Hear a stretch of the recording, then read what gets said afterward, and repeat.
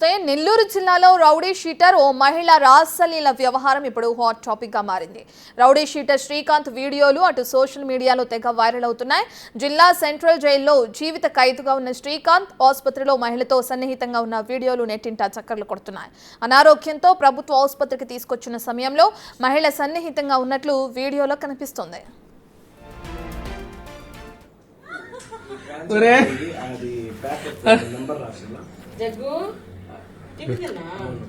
తిన్నానాగా వేసుకున్నా మీరిద్దరు చూపించే ప్రేమ తట్టుకోలేక రాలేకపోయే మధ్యలో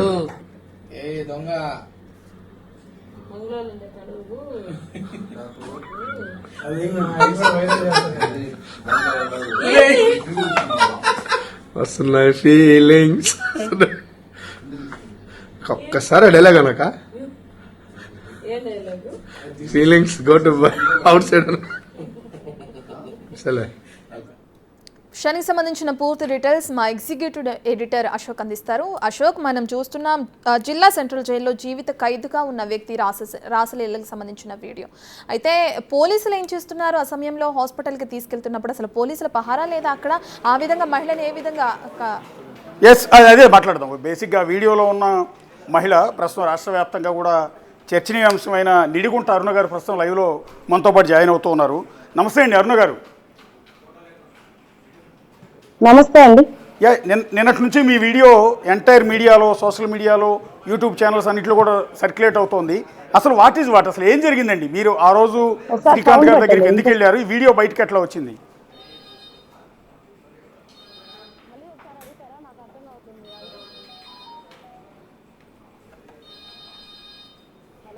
హలో అరుణ గారు. అరుణ గారు అసలు ఎలా ఇదంతా వీడియో బయటకు వచ్చిన తర్వాత ఇది ఎట్లా బయటకు వచ్చింది ఈ వీడియో? మీరు ఎందుకు ఆ జైలు దగ్గరికి వెళ్ళారు అరుణ గారు? ఇది అసలు రావట్లేదు, వస్తుంది. హలో అరుణ గారు. హలో చెప్పండి అరుణ గారు. యాక్చువల్లీ నిన్నటి నుంచి కూడా మీ వీడియో ఎంటైర్ సోషల్ మీడియాలో, యూట్యూబ్ ఛానల్లో రన్ అవుతోంది. ఏంటి అసలు ఆ వీడియోలో ఉన్నది మీరేనా? అసలు వీడియో బయటకు ఎట్లా వచ్చింది?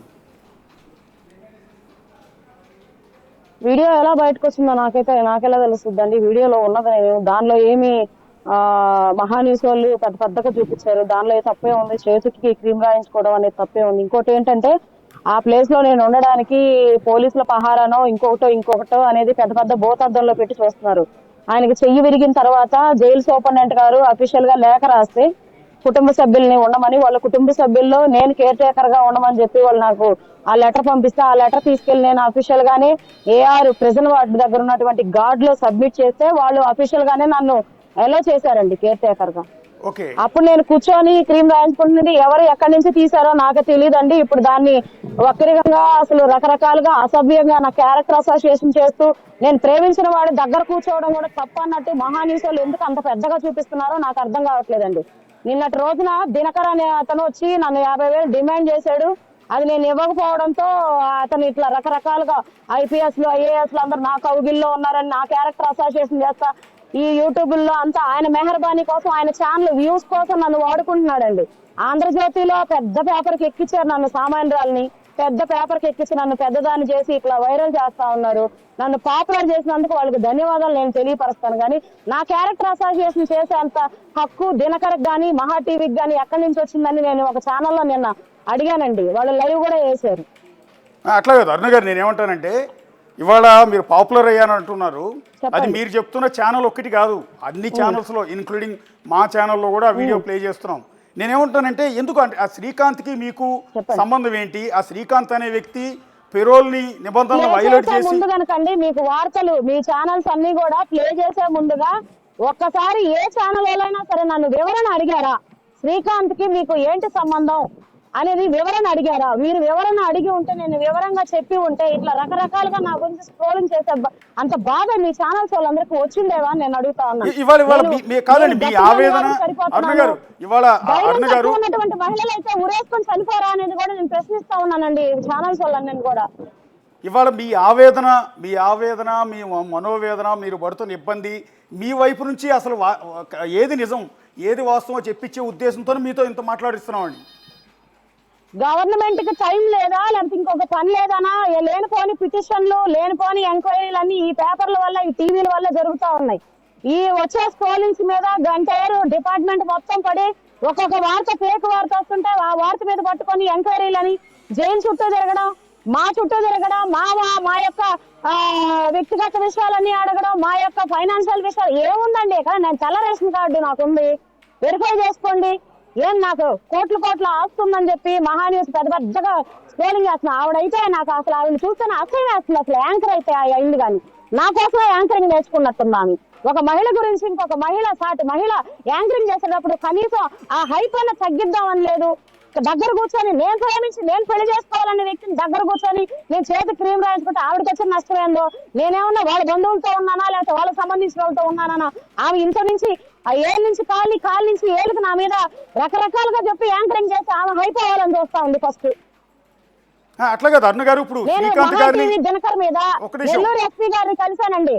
నెల్లూరు ఎస్పీ గారిని కలిసి అతని మీద రిటర్న్ గా కంప్లైంట్ ఇచ్చాను నేను. నాకు సమాధానం మహా టీవీ వాళ్ళు దినకర్ చెప్పాలి. నా ఐపీఎస్ కానీ ఐఏఎస్ కానీ నా కౌగిట్లో ఎక్కడున్నారు? నీ దగ్గర ఒకటన్నా ఉందా? ఒక ఫోటో ఉందా? ఒక వీడియో ఉందా? ఈ జిల్లాకు వచ్చిన కన్సల్టెంట్ ఎస్పీ గారికి అందరూ పోయి కలిసినట్టే నేను పోయి కలిస్తే ఆ ఫోటోలు స్క్రోలింగ్ చేసి నా కౌగిట్లో ఉన్నారని చెప్పడానికి నువ్వెవరయ్యా అసలు? నేను బిగ్ టీవీ తరపున నేను నా ఆవేదన వ్యక్తం చేస్తున్నా. ఇది మీరు స్క్రోల్ చేయండి. ఏ టీవీ వాళ్ళు నాకు వేయట్లేదు ఇది అన్ని దాన్ని కట్ చేస్తాను. అసలు మీరు అన్నట్టు ఒకటండి, మీరు అన్నట్టు ఎంటైర్ పోలీస్ డిపార్ట్మెంట్ మొత్తం నా చేతిలో ఉంటే ఈ రోజు నాకు ములాఖాత్ ఇవ్వలేదండి. పొద్దున్నుంచి సాయంత్రం పొద్దున్నుంచి ఇప్పటి వరకు నేను బయట అందరితో జనాలతో పాటు నేను అక్కడ అనాథలాగా నిలబడుకొని ఉన్నాను జైలు బయట. ఇంతవరకు శ్రీకాంత్ హెల్త్ ఎలా ఉందని కానీ, శ్రీకాంత్ ఎలా ఉన్నాలని కానీ జైలు నాకు చూపించట్లేదు, నాకు ములాఖాత్ ఇవ్వట్లేదు. ఇదిగో ఆధార్ కార్డు పట్టుకొని నిలబడుకున్నాను. అంత సీన్ ఉంటే నేను ఎందుకు తెచ్చుకుంటానండి? నేను చెప్పేది వినండి. అంటే జీవిత ఖైదు పడిన ఒక బహుశా మర్డర్ కేసులో అనుకుంటా ఆయనకి జీవిత ఖైదు పడింది. ఒక జీవిత ఖైదుతో మీకేంటి సంబంధం అని బేసిక్ గా ఆయన ఎందుకు పెళ్లి చేసుకోవాలనుకున్నారు మీరు? నా భర్త చనిపోయాడండి. చనిపోయిన భర్త వాయిస్ ఆయన వాయిస్ ఒకేలా మ్యాచ్ అవడంతో నేనే మ్యారేజ్ ప్రపోజల్ పెట్టానండి. వాళ్ళ ఇంట్లో గానీ మా ఇంట్లో గానీ కూడా ఒప్పుకో ఉన్నారు. పెళ్లి డేట్ కూడా ఫిక్స్ చేసుకొని పెరోల్ మీద వచ్చిన తర్వాత పెళ్లి చేయాలని వాళ్ళ ఇంట్లో వాళ్ళు మా ఇంట్లో వాళ్ళు నిర్ణయించి కార్డులు కూడా ఇచ్చేసారండి. కార్డులు కూడా అందరు బంధువులకి ఇచ్చుకున్నారు. అంటే చనిపోయిన మీ భర్త గొంతు ఆయన గొంతు ఒకేలా ఉంటుందండి. బిగ్ టీవీ తరపున అవునండి, బిగ్ టీవీ తరపున నేను ఒకటి అడుగుతున్నానండి. ఇప్పుడు మౌనంగా ఉన్నటువంటి అందరు కూడా అధికారులు అయితే ఏమి, పోలీసులు అయితే ఏమి, మిగతా పొలిటీషియన్స్ అయితే ఏమి, ఒక ఆడపిల్ల మీద ఇన్ని వస్తున్నాయి వార్తలు. అమ్మాయికి నిజంగా ఎంత సీన్ ఉంది లేదనేది వాస్తవాలు అనేవి ఈ పత్రికలలో ప్రచురించడం లేదు. పాప మా అమ్మాయి పరిస్థితి ఏందని ఒకరు కూడా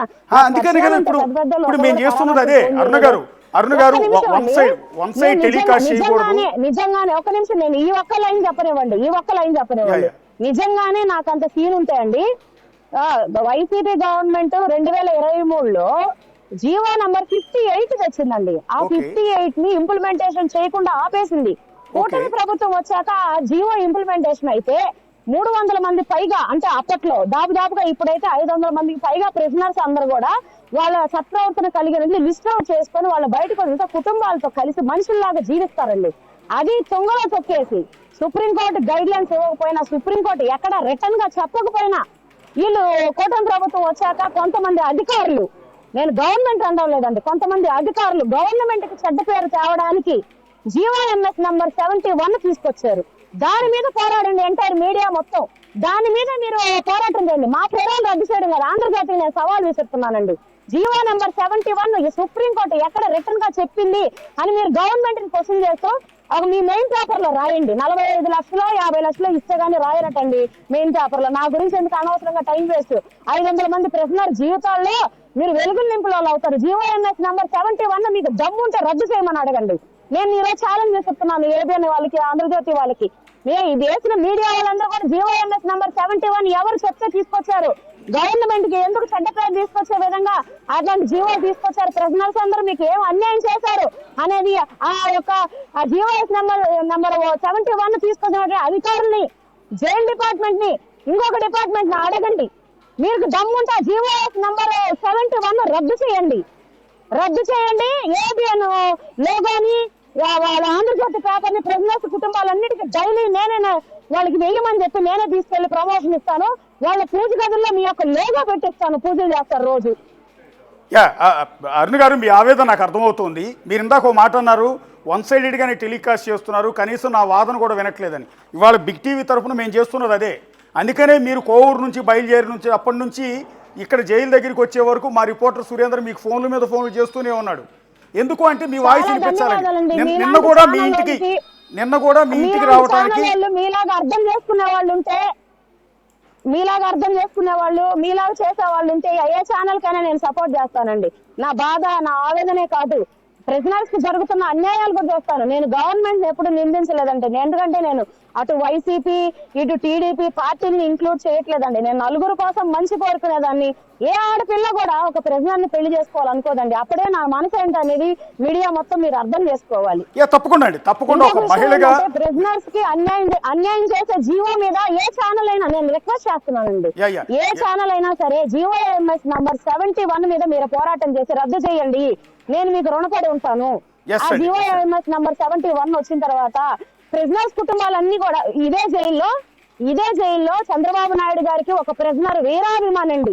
జగన్ గారి గవర్నమెంట్ పోవాలి, చంద్రబాబు నాయుడు గారి గవర్నమెంట్ రావాలని రోజు ఇదే జైల్లో పూజలు చేసినటువంటి ఆ ప్రిజనరు మొన్న జీవోఎంఎస్ నంబర్ 71 రాగానే ఆ చంద్రబాబు నాయుడు గారి ఫోటో జైల్లో దహనం చేసినటువంటి సంఘటన కూడా లోపల జరిగిందండి. ఇంకొక ప్రిజనర్ గొంతుకు వస్తున్నాడండి. ఇంకొక ప్రిజనర్ మనస్తాపానికి గురై పారిపోయారండి. ఇలాంటి అన్యాయాలు ఈ గోడల వెనక ఎన్ని జరుగుతున్నాయో ఇంటెలిజెన్స్ వాళ్ళు నిద్రపోతున్నారో గవర్నమెంట్ తెలియపరచకుండా నేను అడుగుతా ఉన్నానండి. ఈ రోజు శ్రీకాంత్ కి ఇంటర్వ్యూకి ఎవరు వచ్చారు, శ్రీకాంత్ ఇంటర్వ్యూకి ఎంతమంది వచ్చారు, ఎంతసేపు మాట్లాడుతున్నారు, ఆవిడ అసోసియేట్ మెయింటైన్ చేస్తున్నారు, ఈయన అసోసియేట్ మెయింటైన్ చేస్తున్నారు. మా మీద పడ్డం కాదండి, మీరు న్యాయం చేయండి. ఇప్పుడు సత్ప్రవర్తన జైలు శాఖ అనేది దానికి ప్రిజనర్స్ కి కాపలా ఉంటూనే వాళ్ళ సత్ప్రవర్తనగా తీసుకొచ్చేటువంటి పనితనం జైలు శాఖకండి. అది ఇక్కడ జరగడం లేదు. వాళ్ళని హింసించడం, వాళ్ళని క్రూరత్వంగా వాళ్ళకి ఏమి కూడా సదుపాయాలు అందించకపోవడం, హెల్త్ ఆస్పిరెంట్స్ ఉంటే ఒక ప్రిజనర్ పారిపోయాడు. నేను అడుగుతున్నాను జైలు డిపార్ట్మెంట్ వాళ్ళని, ఆ ప్రిజనర్ ఎందుకు పారిపోయారో మీకు నిజం తెలియదా? అతనికి గడ్డ అనేది పైన వస్తే ఆ గడ్డకి మీరు ట్రీట్మెంట్ అందించకుండా అతనికి ఆపరేషన్ పంపించకుండా మీరు హింస పెట్టింది నిజం కాదని రిక్వెస్ట్ చేస్తున్నానండి. నంబర్ 71 తీసుకొచ్చి మీరు రికార్డు సృష్టించండి. మీకు 100 టెంకాయలు కొడతాను అయినా సరే. అది కాదండి, ఇప్పుడు నెల్లూరు జైల్లో ఉన్న ఖైదీలు వాళ్ళు పడుతున్న బాధలు, వాళ్ళు చేస్తున్న నిరసనలు, ఇంతటి సబ్జెక్ట్ మీకెట్లా అంటే మీరు ఆ జైల్లో ఖైదీగా ఉండలేదు, లోపల ఖైదీల గురించి ప్రిజనర్స్ కుటుంబాలు కానీ నేను శ్రీకాంత్ కు ములాఖాతుకు వచ్చినప్పుడల్లా ప్రిజనర్స్ యొక్క వైఫులు కానియచ్చు, తల్లులు కానియచ్చు, నాకు మహిళల బాధలు అంటే ఇంట్రెస్ట్ అండి. నేను మహిళల తరపున పోరాడడానికి ఎప్పుడు ఇంట్రెస్ట్ గా ఉంటాను. వెళ్ళొచ్చిన తర్వాత ఏడ్చుకుంటూ వస్తుంది. నేను అడుగుతాను వాళ్ళని అడిగినప్పుడల్లా వాళ్ళు బాగా చెప్తున్నారు, మా ఆయన ఇలా బాధలు పడుతున్నారండి, నా కొడుకు ఇలా గొంతుకొస్తున్నాడమ్మా, నా కొడుకు మన చంద్రబాబు నాయుడు గారి ఫోటో దహనం చేశాడమ్మా, దానివల్ల జైలు ఏమన్నా కొడతారేమోనమ్మా అని నాకు వాళ్ళ బాధలు వ్యక్తపరుస్తున్నారండి. ఇక్కడ చూస్తే ములాఖాతులకు వచ్చిన పరిస్థితి మీరు ఒకసారి చూడండి.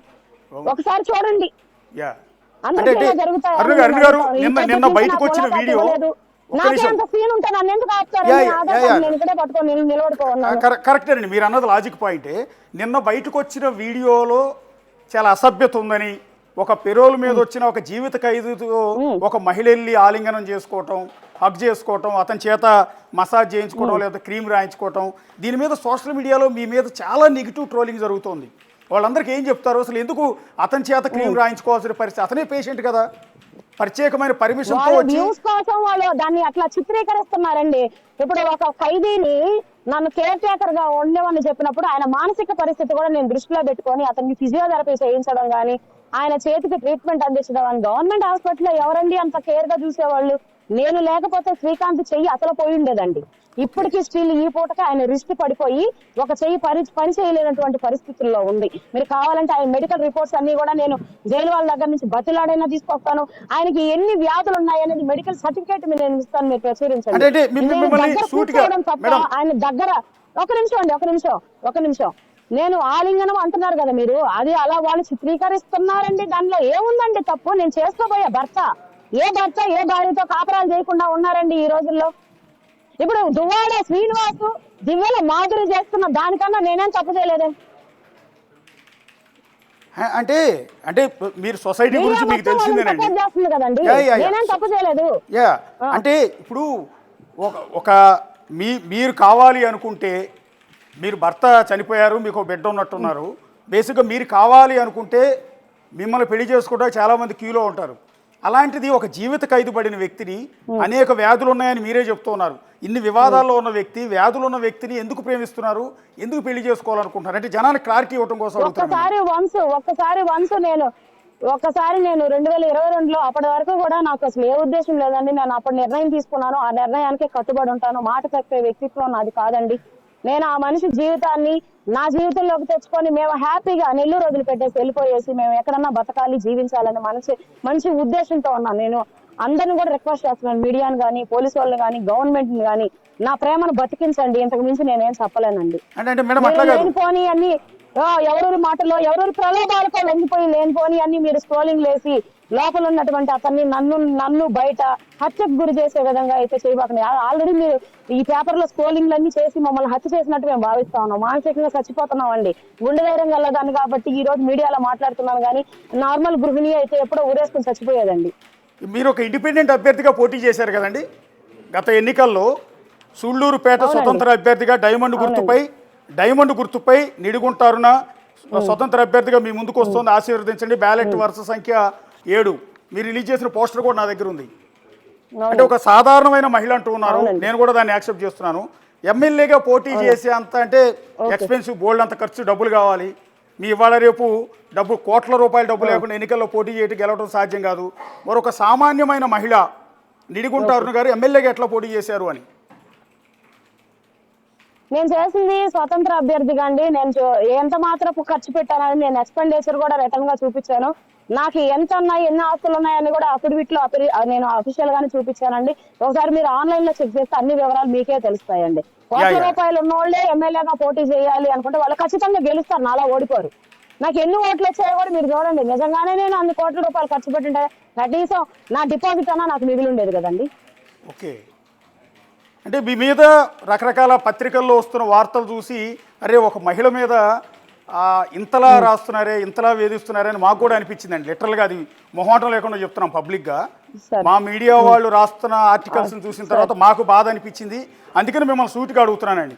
మీ మీద వచ్చిన మొట్టమొదటి ఆర్టికల్ ఆంధ్రప్రదేశ్ సెక్రటేరియట్లో జగన్మోహన్ రెడ్డి సీఎంగా ఉన్న సందర్భంలో సెక్రటేరియట్ మొత్తాన్ని శాసించారని, ఐఏఎస్లు ఐపీఎస్లు మొత్తం సెటిల్మెంట్లు చేసేవాళ్ళని, మీరు ఏది చెప్పినా సరే కాకీలు కానీ ఐఏఎస్లు కానీ మీ మాట వినాల్సిందేనని ఇంత పెద్ద ఎత్తున మీ ఫోటోలతో ఒక ఆర్టికల్ రాశారు. ఫోటోలు వేయలేదులే కానీ ఆర్టికల్ రాశారు. చెప్పండి, అంటే ఎట్లా, అది నిజమేనా? నిజంగా మీకు సెక్రటేరియట్కి వెళ్ళేవాళ్ళ ఐఏఎస్ ఐపీఎస్లో, లేకపోతే వాళ్ళ దగ్గరికి వాళ్ళ పేషీల్లోకి మీకు అనుమతి ఉండేదా నిజంగా? సార్ ఒకటి సార్, అదే ఐఏఎస్ లు అదే ఐపీఎస్లు కదా సార్ ఇప్పుడు పనిచేస్తున్నారు అదే సెక్రటరేట్ లో. ఒకవేళ నాకు కానీ తెలిసి ఉంటే గత ప్రభుత్వంలోనే ఇప్పుడైనా సరే ఐఏఎస్లు కానీ అదే ఐపీఎస్లు కానీ ఉపయోగించుకొని నేను ఈ జీఓఎంఎస్ నంబర్ 71 ఎందుకు రద్దు చేయించుకొని జీఓఎంఎస్ నంబర్ 58 తెచ్చుకోలేను? తెచ్చుకుంటాను కదా, అప్పుడు నాకు పర్మనెంట్ గా శ్రీకాంత్ బయటకు వస్తాడు కదండి. ఆ పని నేను ఎందుకు చేసుకోలేకపోయాను? నాకు నిజంగానే చేతొచ్చుంటే నేను ఎందుకు చేసుకోలేకపోతానండి? శ్రీకాంత్ గారి తండ్రిని తీసుకొని నేను సెక్రటరేట్కి వెళ్ళానండి. నేను చెప్తున్నాను, సెక్రటరేట్ కి నేను 2 సార్లు శ్రీకాంత్ గారి తండ్రిని తీసుకొని వెళ్ళాను. ఎందుకంటే ఆయనకు 74 ఇయర్స్ అండి. 74 ఇయర్స్ లో ఆయన ట్రావెలింగ్ బస్సుల్లో కానీ ట్రైన్ లో కానీ చేయలేనని నేను దగ్గరుండి తీసుకెళ్లానండి. తీసుకెళ్లిన తర్వాత మేము వెళ్ళిన తర్వాత ప్రిన్సిపల్ సెక్రటరీ గారు పేషీలో లేరండి. మేము తీసుకోపోయినటువంటి అర్జీని ఆ సెక్షన్ లో ఇచ్చి మేము రిసీవింగ్ ఫామ్ తీసుకొని మాత్రమే వచ్చేసామండి. వచ్చేసిన తర్వాత ఆ అర్జీలో మేము కోట్ చేసిన విషయం ఏంటంటే అండి, జీఓఎంఎస్ నంబర్ 4 లో రూల్ నంబర్ 23 ప్రకారం నా కొడుకు ఎలిజిబిలిటీ లేదని మీరు మెమో ఇచ్చారండి, రిజెక్షన్ చేసి పెరోలు. కానీ నా కొడుకు ఎస్కేప్ తర్వాత వాలంటీర్ సరెండర్ అయ్యారండి. వాలంటీర్ సరెండర్ అయిన తర్వాత కూడా ఆయన 3 సార్లు పరోల్ మీద పెరోల మీద వచ్చి వెళ్ళారు. గుడ్ కండక్ట్ తో వెళ్ళాడని చెప్పేసి అన్ని కూడా మేము వాళ్ళకి సబ్మిట్ చేసామండి అర్జీతో పాటు. ఆ రిప్రజెంటేషన్ ని గవర్నమెంట్ యాక్సెప్ట్ చేసి మాత్రమే మాకు పెరోల్ శాంక్షన్ చేసిందండి. దీనిలో ఎవరు చక్రం తిప్పింది కానీ ఎవరు ఇన్ఫ్లుయెన్స్ ఉపయోగించింది కానీ లేదండి.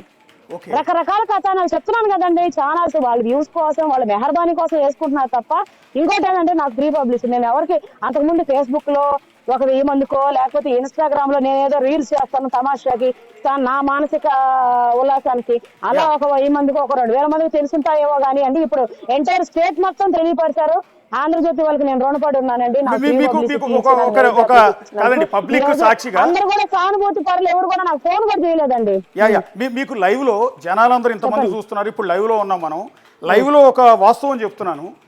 ఒక పత్రికలో మీ గురించి ఇంత పెద్ద ఆర్టికల్ వచ్చిన తర్వాత ఎవరి మహిళ అని మేము కూడా ఎంక్వైరీ చేసాం. నిజంగా అంత సినిమా ఉంటుందా? అటు వైసీపీ హయాంలో ఇంత టీడీపీ హయాంలో ఈ విధంగా చక్రం తిప్పే పరిస్థితి ఉంటుందని మేము కూడా ఆరాధీశాం. ఎంటైర్ సెక్రటేరియట్లో 2019 నుంచి 2024 వరకు మళ్ళీ కూటమి ప్రభుత్వం వచ్చిన తర్వాత ఇప్పుడు పనిచేస్తున్న రిపోర్టర్లందరితో మాట్లాడాం మేము. నిజంగా ఆ మహిళ వచ్చి ఇంత పేషీలన్నీ తిరిగి హడావిడి చేసి లాబింగ్ చేసేదని అడిగినప్పుడు వాళ్ళందరూ అసలు మీరు ఎవరో తెలియదని చెప్పారు. అసలు మిమ్మల్ని ఎప్పుడు చూడలేదని చెప్పారు వాళ్ళు. మీకే తెలుస్తుంది కదా వాస్తవం. వాళ్ళెవరు పబ్లిక్ చెప్తున్నారండి. తెలియదండి, నన్ను ఈ రోజు పాపులర్ చేశారు. మీరు ఎవరో తెలియదని చెప్తున్నారు వాళ్ళు. నాకు ఆశ్చర్యం అనిపించింది. మీలా ఎంక్వైరీ చేయలేదండి. మీలా ఎంక్వైరీ చేయకుండా ఒక మహిళ దొరికేసింది. ఆ మహిళని మేము ఇష్ట ప్రకారం వంకరగా చిత్రీకరించేసి ఆమెను పరువు తీసేసి మానసికంగా చంపేస్తే పోనని ఛానల్స్ వాళ్ళందరూ పని కట్టుకున్నారండి. నేను అందరిని అనడం లేదు కానీ మహాన్యూస్ వాళ్ళని అయితే మాత్రం పబ్లిక్ అంటానండి. అంటే ఇది వాళ్ళ మీద నేను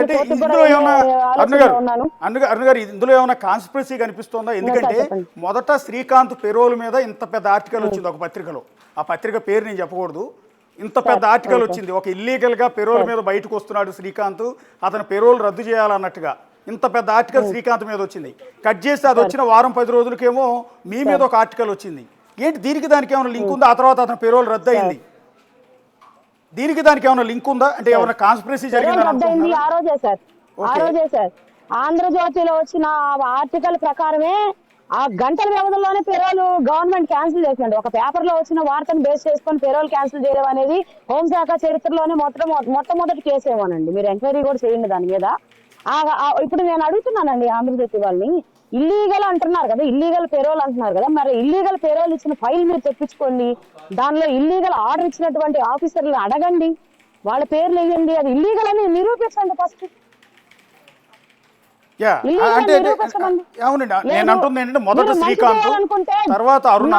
మా పేరోల్ కాదండి, మేము అల్పులం అండి. మేము అల్పులం, చాలా చిన్న అండి. పిచ్చుకు మీద బ్రహ్మాస్త్రాలు ఎందుకండి? మీ యొక్క లోగో మేము పూజ గదిలో పెట్టుకుని పూజించుకునే దానికి మేము ఈరోజు సిద్ధంగా ఉన్నామండి. మాకు మీరు GOMS నెంబర్ 71 రద్దు అయ్యేంత వరకు పోరాడండి. సుప్రీంకోర్టు ఎక్కడ రిటర్న్ గా చెప్పలేదండి దాన్ని. అయినా కానీ గవర్నమెంట్ కి చెడ్డ పేరు తేవాలని అధికారులు చేసిన పని మీద ఆ అధికారుల మీద పడండి. మీరు ఆ అధికారుల పేర్లు మీరు బయటకు వెయ్యండి. గవర్నమెంట్ తీసుకొచ్చారండి. వరుసనే మీ మీద మీరు ప్రేమించి పెళ్లి చేసుకోవాలనుకుంటున్న శ్రీకాంత్ మీద వరుస ఆర్టికల్స్ రావటం, అదే క్రమంలో నిన్న మీకు సంబంధించిన మీ పర్సనల్ వీడియో బయటికి లీక్ అవటం, ఇదంతా ఒక ఏమైనా కుట్ర అనిపిస్తుందా అని? సార్ అది కుట్ర చేస్తున్నారా ఇంకోటి చేస్తున్నారా అనేది నాకు ఆలోచించుకునే శక్తి కూడా లేదు సార్. నేను మానసికంగా కుమిలిపోతా ఉన్నాను. ఇంకోటి ఏంటంటే శ్రీకాంత్ కి మెంటల్ కండిషన్ బాగలేదని మాకు జైలు నుంచి ఇంటిమేషన్ వచ్చింది. ఆ రోజు వాళ్ళ అమ్మగారు నాన్నగారు నేను వస్తే వాళ్ళ అమ్మ నాన్న కూడా ఆయన చనిపోయారు, గుర్తుపట్టలేనటువంటి స్థితిలో ఉన్నారు సార్. నన్ను మాత్రమే గుర్తుపెట్టి రాత్రి నువ్వు జైలుకి వచ్చావు కదా, 12 గంటల దాకా ఉన్నావు కదా, ఎందుకు వెళ్ళిపోయావు అని ఆయన అడిగితే నేను ఆయన ముందర మానసికంగా కుమిలిపోతే ఇంకా ఆయన దెబ్బతినిపోతాను బయటకు వచ్చి ఏడ్చుకున్న సందర్భాలు ఉన్నాయి సార్. ఈ రోజు ఆయన హెల్త్ ఎలా ఉందనేది నేను పరిశీలించడానికి వస్తే ఇంతవరకు నన్ను పొద్దున వచ్చిందని ఇంతవరకు జైలు వాళ్ళు కూడా నన్ను లోపలికి ములాఖత్కి అలో చేయలేదు సార్. సూపరింటెండెంట్ గారు చెప్పిన దాకా మిమ్మల్ని లోపలికి అలో చేయమని జైలు సిబ్బంది నాకు తెలియపరుస్తా ఉన్నారు.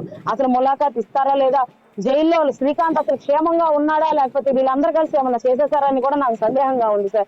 ఇక్కడే కాసుకొని ఉంటాను సార్ సాయంత్రం వరకు. శ్రీకాంత్ హెల్త్ ఏంటని జైలు వాళ్ళు తెలిసిపరిచి నాకు చూపించిందాక ఇక్కడే కూర్చుందామని డిసైడ్ అయ్యాను సార్.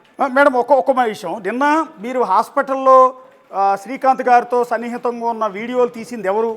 ఇప్పుడు మీ ఇద్దరు ప్రైవేట్ వీడియో అది, ఓకే, మీరిద్దరు పెళ్లి చేసుకోవాలనుకున్నారు, మీరు ఎలా అయినా ఉండొచ్చు, ఆ స్వేచ్ఛ మీకుంది. కానీ మీకు ఆయన క్రీమ్ రాస్తున్న వీడియో కావచ్చు, అతను మిమ్మల్ని హగ్ చేసుకున్న వీడియో కావచ్చు, ఇదంతా దగ్గర నుంచి సెల్ ఫోన్తో తీశారు. అంటే మీరే తీయించుకున్నారా లేకపోతే ఎవరన్నా? ఎదురుగా ఒక విండో ఉంది సార్, మాకు ఎదురుగా ఐసీయూ, అది MICU సార్, 2nd ఫ్లోర్. ఆ ఐసీయూలో ఎదురుగా విండో ఉంది సార్. విండోలో అవతల రిసెప్షన్ ఉంటది ఎదురుగా.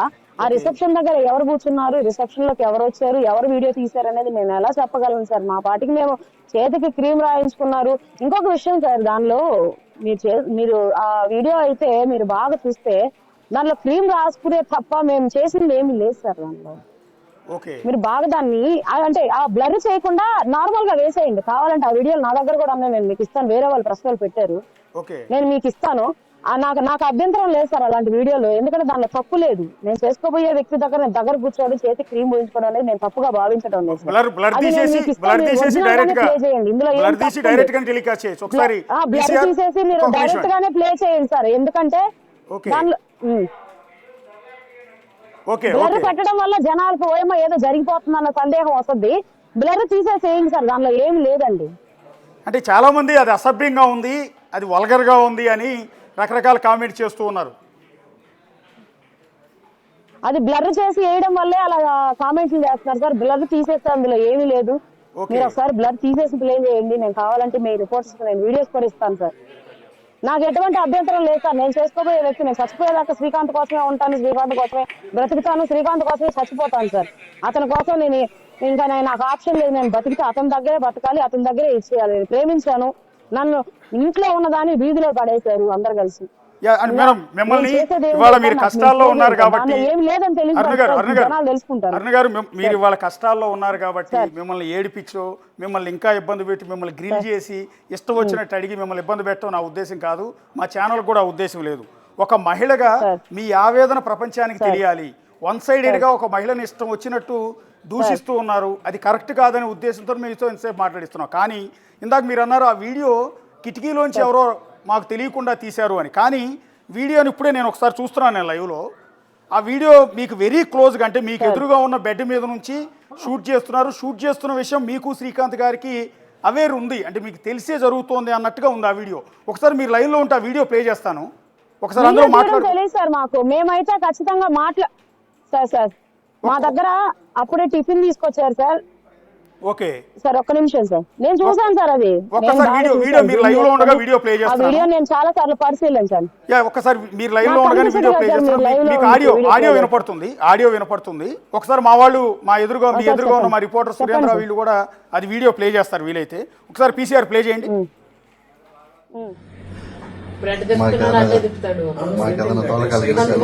చూడు షుగర్ వాళ్ళకి అప్పుడు అందుకని బాగలేక రాలేదు. అది చేసినట్లేదు రికార్డు.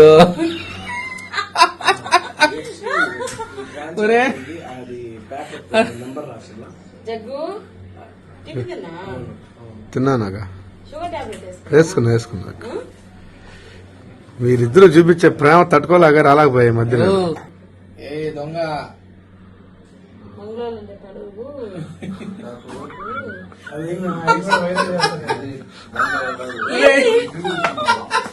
వస్తున్నాయి ఫీలింగ్స్. ఒక్కసారి డైలాగ్ అనక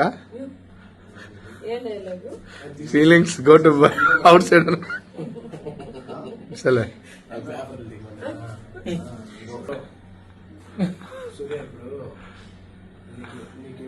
అక్క అయ్యో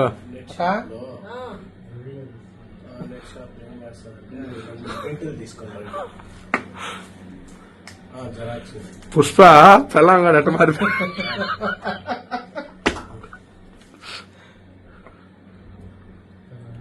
ఎమ్మెల్యేనా హోమ్ మినిస్టర్ చేసి తీసుకొస్తాడు చూడు.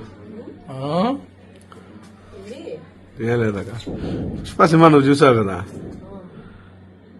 దాన్ని బట్టి ఫాలో అయిపోతున్నట్టు నువ్వా? ఫాలో అయ్యారు.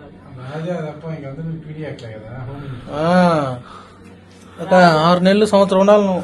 ఎవరా? అరే ఎన్కౌంటర్ అంటే భయపడి గుండెకాయరా ఇదా? అది లేదు కాబట్టి భయపడలేదులే. అరుణ గారు, ఇందులో చాలా క్లియర్ కట్ గా నేను కూడా వీడియో చూస్తున్నాను లైవ్ లో. ఆ 3 క్లిప్పింగులు కూడా చూసాం. అందులో మీకు వెరీ క్లోజ్ గా మీ ఎదురుగా కూర్చుని అతను వీడియో తీస్తున్నాడు, మిమ్మల్ని అక్క అంటూ ఉన్నాడు, వస్తున్నాయి ఫీలింగ్స్ అని పుష్ప సినిమాలో పాట పాడమంటున్నాడు. ఎందుకంటే అతను మీ మెడ మీద వాటి మీద మసాజ్ చేస్తున్న నేపథ్యంలో వస్తున్నాయి ఫీలింగ్స్ అని పాట పాడమంటున్నాడు. రెండోది, మీ ఇద్దరు ప్రేమ చూస్తే తట్టుకోలేకపోతున్నాను అంటున్నాడు. మీరు కూడా అతను వీడియో తీస్తున్న విషయం గమనించి కొంగుతో ముఖం కప్పుకునే ప్రయత్నం కూడా చేస్తున్నారు. అంటే ఈ వీడియో మొత్తం మీకు తెలిసే తీశారు అనేది అక్కడ అర్థమవుతోంది.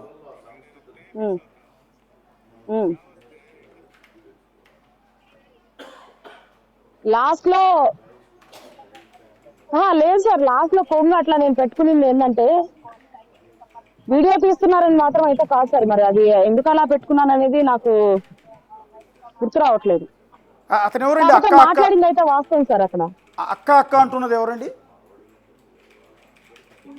ఎవరో సార్ విజిటర్స్ ఎవరో, అప్పుడు నాకు టిఫిన్ తీసుకోనో మరి ఎవరో వచ్చారో తెలియదు. ఆ గొంతు నేను మళ్ళీ ఎప్పుడు కూడా వినలేదు. ఒకసారి నేను దాన్ని మళ్ళీ రివీల్ చేసి ఒకసారి మళ్ళీ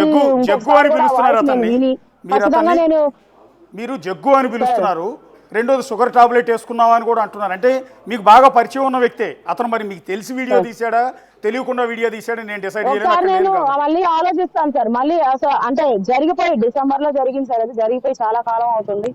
నేను ఒకసారి మళ్ళీ కూడా ఆలోచించుకొని మళ్ళీ కూడా ఒకసారి నేను ఆ వీడియోస్ నేను బాగా విని గుర్తు చేసుకొని ఖచ్చితంగా బిగ్ టీవీకి అందుబాటులోకి వస్తాను. అంటే ఆ జగ్గు అనే వ్యక్తి కావాలని మీ మీద ఆ జగ్గు అనే వ్యక్తి కావాలని వీడియో ఇప్పుడు రిలీజ్ చేసి ఉండొచ్చేమో. అదే దానిలో వీడియోలో ఇప్పుడు మీరు వినిపించిన దాని ప్రకారం అదే అంటున్నాడు కదా, పెళ్ళాం దగ్గర ఏదో పుష్ప కూడా ఇదైపోయారు అనేసి. మళ్ళీ మరి పెళ్ళాం అనే అతను వీడియోలు తీయాల్సి ఎందుకు వచ్చిందో నాకు అంటే నా వ్యక్తిగత జీవితం అతను టార్గెట్ చేశాడు అనేది కూడా నేను క్లారిటీ తీసుకొని ఏ ఛానల్ కాకుండా నేను బిగ్ టీవీనే కాంటాక్ట్ అవుతాను సార్. ఏకంగా మిమ్మల్ని అక్క అక్క అంటూనే మీరు మీ పర్సనల్ వీడియోని షూట్ చేస్తున్నాడు అతను.